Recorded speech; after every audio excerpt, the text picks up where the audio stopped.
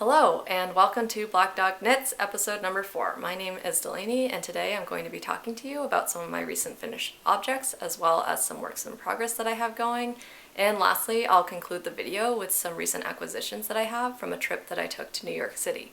So grab your knitting and stick around if any of this sounds interesting to you. So full disclosure is that today I'm wearing a sweater that I actually did not make. This is a beautiful sweater that I received for Christmas last year, and this was kind of before I was really into making a lot of sweaters. I have never made anything colorwork before, so maybe one day I would be able to make something like this, but I just want to make that full disclosure that I did not make this sweater. I really like it, which is why I'm wearing it, but anyways. I will first, I guess, then jump into some of my finished objects. So the first one is I made a sweater for my niece whose birthday is in a few days, and if you've seen some of my recent episodes, I have talked about making this sweater for her. This is a basic raglan sweater that I made using Carousel Twist Loops and Threads yarn, or Loops Threads Carousel Twist yarn, and I was going to use a pattern for it, but I was getting kind of confused by it and probably was mostly just eager to start the project, so I ended up kind of just self-drafting this pattern. I had notes from last year when I made her a sweater around Christmas time, so that was really helpful because I basically just made it a little bit bigger than that. I know that she's already outgrown that sweater, so I made it actually a tad bit even bigger than that so that hopefully she can wear this for like a year. I did try it on, and obviously the sleeves are, I guess I'm not doing a very good job showing it, but the sleeves are a little bit too short for me when I actually put this on, and it's very fitted, so I think that she's turning 9, about a 9-year-old, this will probably be the right size for her, and hopefully she'll be able to get a little bit of wear out of it. I tried to do some German short rows on this so that the neck would sit up a little bit higher than the front of the collar. It is nice and flat along the back, but I do think that the front is a little bit flatter than what I had hoped, so maybe in the future if I make her another sweater, or when I make her another sweater, I would do a few more short rows. But overall, I knit this using 5.5mm needles. It's with a super bulky yarn, so it knit up really quickly, and I'm very excited to give it to her. I ended up having a fair amount extra of the yarn, which is no surprise since I usually end up buying too much yarn. So I think what I'll do is probably make some mittens or something to go along with it and then maybe give those to her for Christmas. But yeah, I am very pleased with myself that I was able to finish this by the time that her birthday comes around very soon. So that's my first finished object. And then my second and third finished objects are Windschief Hats by Staffin Vest. I made one for myself using Kelbourne Woolens Navy Heather Scout yarn, and the color in this yarn is amazing. As you can see, it's a navy blue, but it's got this really great kind of reddish tint to it. It's not showing up super well right now, but maybe maybe you can see it kind of like that. But the pattern itself is very straightforward. It kind of plays with this twisted ribbing right here, and it's an asymmetrical twisted ribbing, so when you put it on your head, I'll just put mine on right now, you can see this really nice twisted rib along the side, and it calls for a DK weight yarn. I had looked at projects that had used this yarn before to try and figure out how much of this yarn I would need, and I was actually able to get 2 of these hats out of 1 skein of yarn. And with this hat in particular, I did a double folded brim just to make it a little bit warmer around my ears. So it's a very good pattern for something if you don't have a ton of yarn or you're just looking for something to make with 1 skein of yarn. And it was very easy to follow. I had not actually made any beanies in the past using a set pattern. I just kind of done the math in my head and made a lot of the same beanies based on a YouTube tutorial that I found. This was before I knew about Ravelry. And so I found it fun to find a pattern and be able to follow it. Again, it was very easy to follow. It was a little bit on the pricey side. It was about $7 US to purchase this pattern, which I thought was if you spend, usually sweaters are around that range, so I thought it was kind of high, but I do think because I have and will be making more of these beanies, it's kind of worth it. Oftentimes I do end up making a pattern multiple times, so I find that purchasing a pattern, one, is good to support the designer, but also two, is extra worth it if you end up making multiple of that pattern. So this is mine, and then I made one also for my husband, who requested a gray beanie. This is it. It actually shows off the ribbing nicely because this is a lighter color. And I made him the size medium and used Berroco Lanas yarn. I recently discovered that we have another local yarn store, and so I went on a little field trip the other day, and it's really cute. It's in like an old house, and you walk in and you feel like you're in somebody's living room, except it's surrounded by yarn, so basically a knitter's dream. And it's in two separate rooms, so you walk in, it's like walking in the front door of a house, and then to the left is like the living room, and that room is full of a bunch of different yarns, kind of more nationally recognized or internationally recognized yarn brands like Berroco, Cascade Yarns, what else? Malabrigo, Patagonia, Juniper Moon, I think is what it's called. And they have a lot of those. And then on the right side, when you walk in, they have more like local Vermont yarns, which was really neat, as well as a lot of sock yarn, which was really fun to see. So again, it was a very cozy place, and I like this place just because it had more options within not super fancy yarn price territory. So when I went in, I was actually looking for something for a gift, which I won't talk about because it's gift knitting season, so a lot of things that I will be working on now will be surprises, so I will try and keep some non-surprise projects updated here, and then maybe I'll do like a gift knit summary later on after I've gifted them. But I wasn't quite sure on the color, so I ended up not buying the yarn for that, but I did find a gray yarn. This is Berroco Lanas, and I thought this would be perfect for my husband's hat, and he had requested a gray, so I went with this one. This is actually a worsted weight yarn, so I knit the size medium with the hopes that it would fit more like a large. This is blocked, and it fits him quite nicely. So yeah, now we have matching beanies, which is really fun. So this is my second and third finished objects. These hats knit up really fast.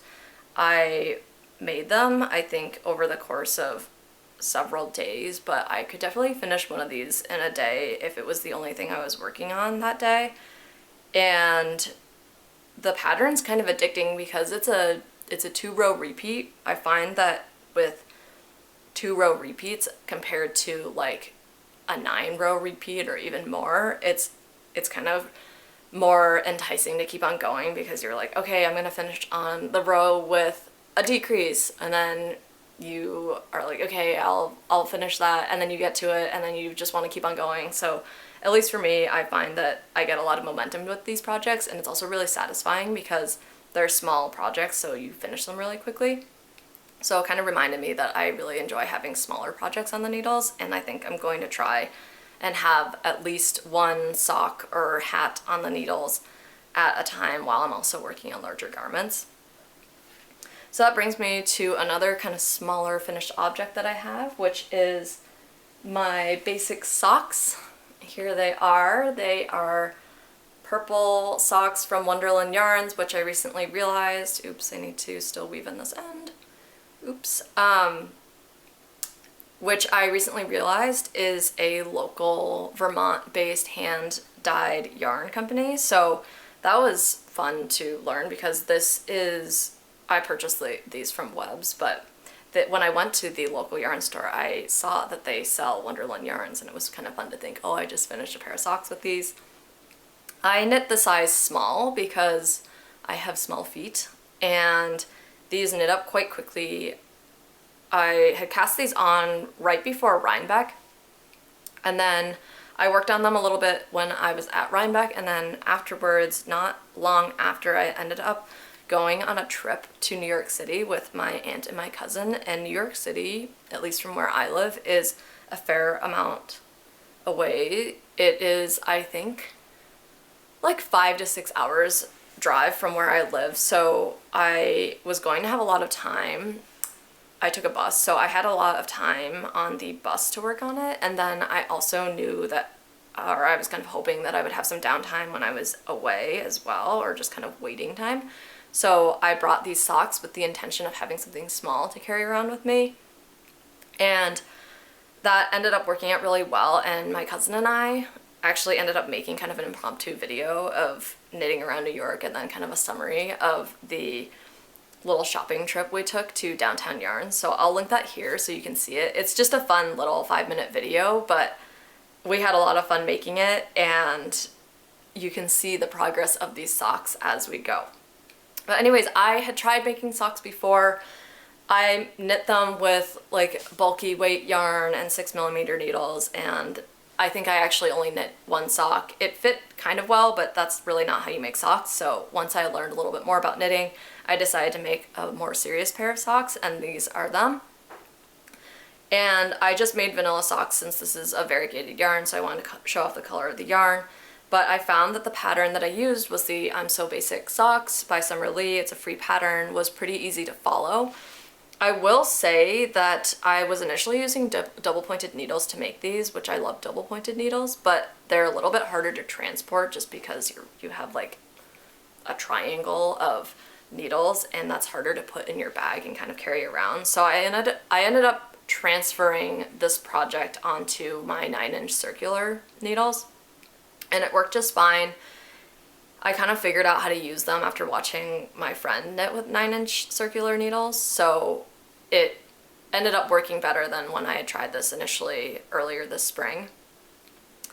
But anyways, back to the pattern, what I realized was that in some cases I found that the wording for the pattern got a little bit confusing. This could have just been that I was distracted by other things, but like at one point one of the steps was like, go to the marker and then make a decrease, and then go to the end of the round and make another decrease. And I kind of had thought I had taken my beginning of round marker off because I had recently just split, and then I was now joining back the heel flap and the front of the sock for the gusset, and so I didn't have a beginning of round marker.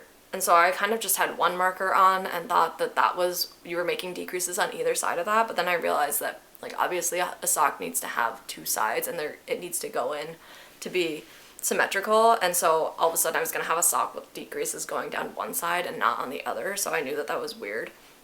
But once I figured out that the beginning of round just needed to be on the other side of the leg of the sock, then I was able to get going on that. But that was just kind of my one thing that I had a little bit of a difficult time following on the sock, but once I figured that out, I was golden. And the nice thing about knitting a pair of socks is that once you've finished one, then you have to finish the other in order to get a full set. And so you can practice all the things that you just learned on your other sock that you make. And I really enjoyed making these. I think that making socks is very engaging because you have a lot of different steps, but it's a small garment, so you're kind of like, you have the anticipation of next steps as you're making them. So first you're making the cuff, and then you're getting in and you make the leg, and I made pretty long legged socks for these. I think it's about 7 inches from the top of the cuff to the heel flap, so that they would sit higher and be a little bit warmer, but you can decide however long you want to make your leg. And then you have the heel flap, and then you have the heel turn, and then you have the gusset decreases, and so that part is just really engaging. And then you finally have the toe decreases at the end too. So there's a lot to look forward to with making a pair of socks, and plus you can use fun yarn since it really only requires one skein of yarn. I actually still have a little bit left and might use it for, if I ever do color work socks, I could use it as a pop of color. But I do think that more socks are in my future. So again, these are my socks, yay, my finished object. And yeah, so those are my finished objects for this week. I have been kind of knitting away a lot and sprinkling in smaller projects, which has been fun. But now I will just kind of jump into my works in progress. So my first work in progress is, perhaps to no surprise, I'm making a second pair of socks, but for this time I'm not making them for myself, I'm making them for my husband. So I bought this yarn. This is from Dachshund Daddy Knits, which I think is a hilarious name and was definitely what drew me into the store initially in Rhinebeck. And this is the yarn. It's got this really neat color and it's not focusing very well, but that's okay. It's kind of blue and brown speckled yarn and it's called Coffee Shop, which is perfect because he loves coffee. And so I just thought that this was the perfect yarn. And it's made with 25% nylon and 75% superwash merino. So I think that they'll be pretty comfortable to wear. Oh, that's the other thing that I didn't mention about these socks. So these socks are 15% nylon and 85% wool. So they are a little bit more delicate since they don't have as high of a percentage of nylon. So they're not really meant to be worn in and out and really hard like you would everyday socks. So I just kind of wear them around the house. On the other hand, this yarn, because it's made with 25% nylon, it can be used kind of for more everyday socks, which I am looking forward to finishing these and giving them to him, because I don't really like to give people finished objects or finished garments or whatever and then it becomes a chore. Like with my niece's sweater, I wasn't going to give her a wool sweater that she needed to, or her parents needed to hand wash. And likewise with these socks, I don't want to give them to my husband and be like, now you can wear these in a chair. So I'm hoping that he'll be able to kind of use these as a regular pair of socks, albeit I think they still need to be at least hand dried, if not hand washed too. But I think for a pair of socks, that's really not that bad. And I'll wash them for him if he needs it. So I did a little bit longer of a cuff for this. I think it's a 1.5 inch cuff, and I'm planning to do a 7-inch leg as well with these. And I cast on the size, it's like a large, extra large. Initially I was kind of in the mindset of like, I really need to follow a specific pattern or all the specific numbers in the pattern, but then I realized because it's a vanilla sock and because it's my own knitting, I can just decide what I want to cast on. And he was kind of right on the edge of a large and an extra large, so I didn't want them to be too loose, because who likes loose socks? And I also didn't want them to be too tight, so I ended up casting on kind of an in-between number, and I'll just adjust the math and the pattern for that. And so I don't really have a deadline for these socks. Again, I like having a smaller work in progress now so that I can take it if I have to wait in a line or wait somewhere. I was taking a friend to an appointment, and so I just knit my sock while he was in the appointment, and then I was able to get the cuff done, so that was exciting. And yeah, so it'll be fun to finish his socks so that we can wear our matching hats and matching kind of crazy socks together. So that's my one work in progress, number one. And then I also have another work in progress, which is, I hope I don't sound like a broken record at this point, but it's my Arctic Light sweater number 3. So this is my Arctic Light sweater number 3. If you've seen my prior episodes, I made one in white out of Berroco Comfort for my cousin, which I gave to her recently, and it fits her so well. I was so excited that it fit her so well, and she loves it. It's super soft. It's a 50% acrylic and 50% nylon, so it's just like a dream to wear. It does kind of catch on things though, so I was like, don't take it personally I won't take it personally if you catch it on things and whatever. Like, I want you to wear it. Again, with the whole giving somebody something to wear, you don't want to make it a chore for them. But the bonus that she got was that because my last Arctic Light sweater ended up being way bigger than I anticipated, I knit a size medium in the anticipation that because I'm a tight knitter, it would fit more like an extra small, but it did indeed knit up and fit more like a medium, which is her size. So I, instead of kind of accepting the fact that I was going to have a way oversized sweater when I didn't really want that, I brought it with me when I went and saw her, and she tried it on and it fits her really well. So I gave it to her and I told her that the price of the sweater is that I want to take some photos of her in that sweater. So I will hopefully be able to do that when I see her next. I didn't get to do it this last trip, but I will hopefully be able to do that when I see her next. So anyways, long story short, I bought more yarn, more of the same exact yarn. It ended up being the same exact dye lot number, which was great, of this Berroco Ultra Alpacca in the color Avocado. And I cast on a size extra small, so because it's an extra small, I had to do way fewer increases for the yoke and the sleeves. And I now also naturally have fewer stitches on the body, and because I've made 2 of these other sweaters recently, I am just kind of flying through this at this point, and it's really fun to just be able to knit such a complicated pattern and feel so good about knitting it because I've knit it now many times. And it also makes me feel good, like if I want to make an Arctic light sweater for somebody else, I could do that because I have the pattern and feel good about it. But I also want to start making other patterns at this point. So I'm not rushing to finish this sweater either. I made it, or the last one I had made because I wanted to have it for Rhinebeck, and I did finish it by Rhinebeck. I finished it in 13 days, which is ridiculous now that I think about the amount of time. I recently saw this really funny post on Instagram that somebody had posted, and it was a photo of her sweater, and she goes, "I finished the sweater in 14 days. A funeral will be held for my wrists." And I read that and I laughed because that's so true. It's a lot of knitting for a full garment in 14 days. But I was so eager to finish it by Rhinebeck that I just kind of like flew through it. This one I'm trying to be a little bit more leisurely about, so I am probably at least 2/3 of the way through.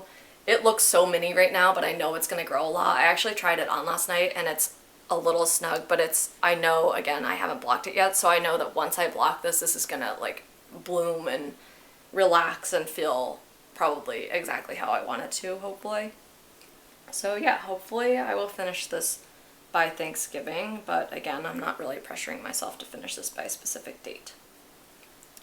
Okay, so that's it for my works in progress right now. I have 2 on my needles right now, which I think I'd like to have 3 works in progress on my needles. I feel like that's a good number to have, especially if one of them is kind of small, 1 or 2 of them is kind of small. But beyond that, I also start to just feel a little ridiculous and out of control, so it's kind of all a balancing act. I just finished the Windschief hat, I think maybe 2 days ago, so it's fine. I will have another work in progress very soon though, because I recently applied for the Staffin Vest test knit by the Crea Bea. She had released or launched her test knit for the Staffin sweater a little while ago, and I applied for it and unfortunately was rejected. There were, I think, over 1,000 applications for that, and I mean, there's only so many people who can test knit for a certain pattern, especially for a certain size, and so, oh well. But I saw that she was launching a separate test knit for the vest, and I've really been wanting to make a vest. I don't really wear vests, but I can see how they would be a really good thing to wear, especially because I tend to run on the warmer side. So if I'm not in my own house where we tend to keep the temperature a little bit lower, I can be kind of overheated in other people's houses or stores or whatever. So I was thinking how a knit vest would be a nice kind of in-between of still being able to wear a knit over layer while not having sleeves, so it's a little bit cooler. So when I saw this opportunity, I applied for the test knit, and I kind of anticipated, not to be like a Debbie Downer, but I kind of anticipated that I would get rejected from it just because I have tried to apply for other test knits recently and I just haven't been getting them, which again is fine, but I just figured the Crea Bea is very popular and a lot of people watch her podcasts. They're great. I love seeing what she's designing, what she's coming out with. But I just kind of anticipated that it wouldn't work out. So I checked my email one day and I saw an email come from her, and I had gotten an email. She was nice enough to email everybody for the Staffin sweater and say, you know, I'm sorry that I can't accept you for a to be a tester for this, but so I kind of was thinking that it was just going to be that. But then I read the email and it was like, welcome to the Staffin Vest test knit. And so I was like, what? I wasn't expecting that. So that's exciting. And I didn't have yarn for it either because I wasn't really expecting it. So I purchased some yarn. I usually like to buy my yarn in store just because I can feel it and see the color. It's kind of hard to know what the color is going to look like when you buy something online, but this time I just thought I will go crazy and buy yarn online. So I bought Wool of the Andes from Knit Picks. It was actually on sale. They were having a big sale for anything that was 100% wool, and Wool of the Andes is a pretty popular yarn, so I wanted to try it out anyways. And it's a worsted weight yarn, and I bought the color Steel. So this is the yarn, and you can see it's kind of like a blue-gray. Hopefully you can see it. Like, I don't really know if it's focusing. Anyways, I thought that it would be a nice color to kind of show off the texture of the pattern, since it is a highly textured pattern, but it also would be a good neutral color to be able to wear with other things. I think that this is probably the type of thing I would wear over a white or a black shirt or something. So I haven't cast this on. I did gauge swatch for it though, and actually I have my gauge swatch right here. I can show you. Let's see. Okay, so I gauge swatched and I blocked this, and this is the pattern. So there's double ribbing, there are these Estonian buttons, and then there is this diamond brocade, which I think I may have messed up the pattern a little bit, so I have to make sure that I do that right. And then some more Estonian buttons. So I think it's gonna look really neat, and I'm excited to get started on that because the test knit is, I think it ends on January 7th, so I've got plenty of time for it, but I just kind of want to get started on it because it's an exciting new experience and an exciting new pattern. So that is my soon-to-be work in progress. Okay, so lastly, I will go over some of the recent acquisitions that I have from a trip to New York City. I went to New York City not with the intention of going to a yarn store. I had just gotten back from Rhinebeck, so I really don't need more yarn. And I was with my cousin and my aunt, and I was talking about knitting a lot just because I've been doing a lot so recently, and I probably, like you, really love to talk about it and just think about it. So I was sharing with them about some of the things that I had done. I mean, I had just finished my cousin's sweater, so could talk to them about that. And then somebody we knew had recommended Downtown Yarns in New York, and we had kind of a packed schedule, so I was like, oh, we don't really have time for that. It's fine. We don't have to go. You guys don't knit. It's okay. But my cousin was just like, no, I want to see you in a yarn store. Let's go. So I gave her several opportunities to say no, and she kept on insisting. So of course I was like, okay, let's go. So we went to Downtown Yarns, which is an amazing store. It, like anything else in New York City, is a pretty small store, but it's kind of like an old library where you walk in, it's like a long, narrow store, and you walk in and you're just surrounded by yarn immediately, but it's got, instead of shelves of old books, it's just got shelves and shelves of yarn, and they've got like big brand names, they've got kind of more smaller brand names, I think. Actually, I can't remember. A lot of the yarns were pretty well known, at least the ones that I saw, and it's just it's got a lot of character to it. You can see my video that I published recently with kind of more of a visual representation of the store, but I really enjoyed going. I love going to a yarn store anyways. I'm sure you do too. But I told my aunt when I first started knitting that I would make her something. She's a very special person to me, and I was so excited when I learned how to knit because I thought, wow, I could make things for people who I really love. And so I had her choose out a petite knit pattern, and she chose the Lulu slip over, which is, I think you knit it flat. I haven't purchased the pattern yet, but I think you knit it flat. It's like, I want to say a smock, but that makes it sound kind of like not as nice as it will be. But I think you put it over your neck, and then it's got a front and a back, and then there's buttons on the side so you can kind of attach the front and the back. So I told her that I would make that for her, and she has kind of sensitive skin, so I was a little bit worried about her being able to wear wool. So this was a perfect opportunity for her to be able to actually touch the yarn and decide which one she wanted. So she chose this Plymouth yarn. It's a worsted merino superwash. Yeah, it's 100% superwash fine merino wool. This is it.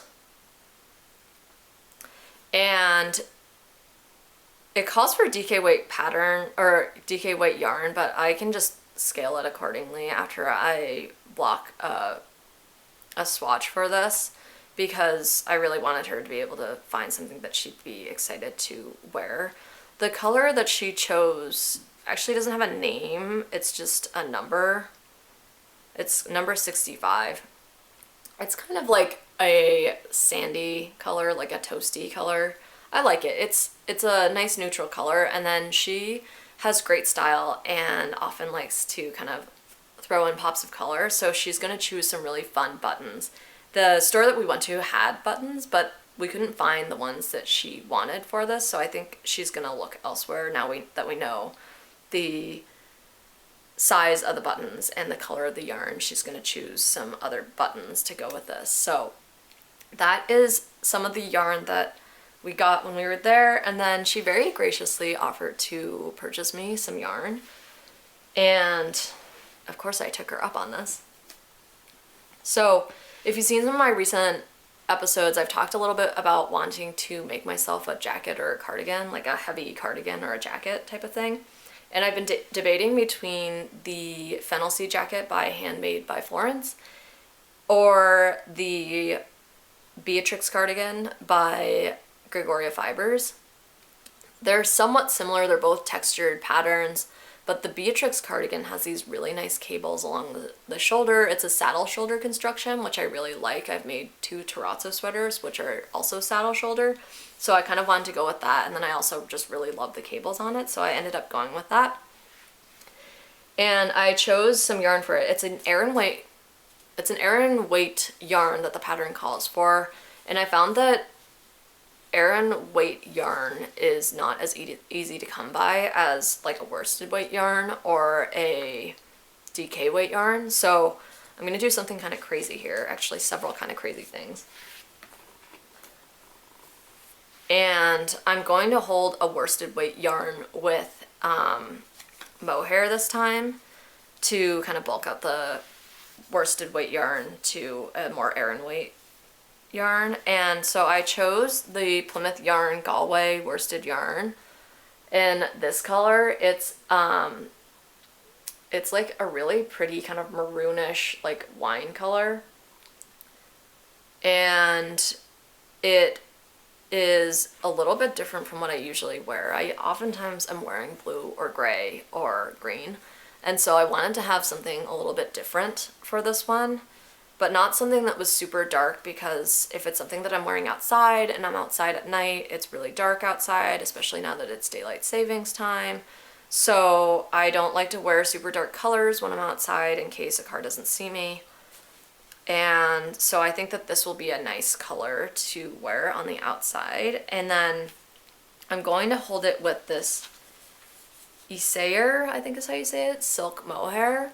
This is, I'm not sure what color this is, color 36. Again, people need to choose names because I find that the numbers are a little confusing, but whatever, that's a lot of names to come up with if you have a lot of colors. So this is the color of the mohair. It's like kind of more of a plumish color, I guess, a little bit more purpley than the yarn, but I'm gonna hold them together and I think it will make a nice blend.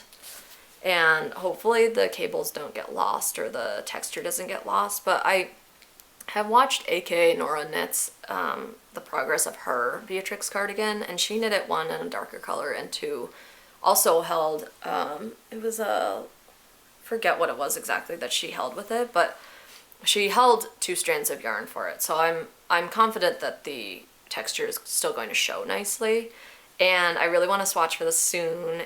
And yeah, I'm really excited that I'll be able to make this project with this yarn that my aunt very graciously bought for me. So if you're watching this, Greta, thank you very much for the yarn, and I will be making your vest soon. So that is about it. I have been making good progress on my projects and am kind of looking forward to making some patterns by some other designers. I think like a lot of more beginner knitters did a lot of petite knit patterns when I was first starting out, just because they're so easy to follow. You have so many options. She has a lot of different patterns, so if you go on to her different designs, you can see, like, if you want something with texture, you can choose that. If you want just a simple stockinette sweater, you can choose that. So there's a lot of different things that you can choose from, which I think is a very strategic and nice thing about following somebody like her, especially when you're first starting out. But I'm also excited to kind of branch out into trying some new designers and see what it's like to knit their patterns. So that is about it. I hope that you enjoyed this. If you made it this far, thank you for sticking around, and I'll hopefully be posting some more updates soon. Again, I'm gonna be knitting a lot of gift knits soon, so I may or may not have more that I can show, since my family does like to watch this, but if it's gift knits that people know about, I can show those. So I'll try and be creative with what I do show in some future episodes as we lead up to the holidays. But thank you for watching, and I hope that you have a great rest of your day, and happy knitting!